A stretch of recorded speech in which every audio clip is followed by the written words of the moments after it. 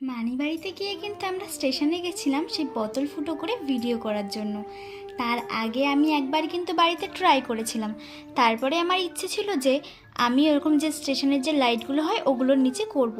তার জন্য দেখো ভাই কিন্তু রাস্তার কল থেকে জল ভরে নিল, আর আমরা চলে এলাম ওভারব্রিজের ওপরে। নিচের দিকটা আমাদের পছন্দ হচ্ছিল না, কারণ লাইটের সেরকম একটা জোর ছিল না। আর তারপরে আমরা আসলাম এই ওভারব্রিজটার ওপরে। দেখো এই জায়গাটাতে বেশ ভালোই লাগছিল, কিন্তু ভিডিওগুলো শ্যুট করার পরে না আমার একটু পছন্দ হয়নি। তাই কোনো রকমভাবে একটা দুটো ভিডিও শ্যুট করে তারপরে কিন্তু আমরা ওখান থেকে চলে এলাম।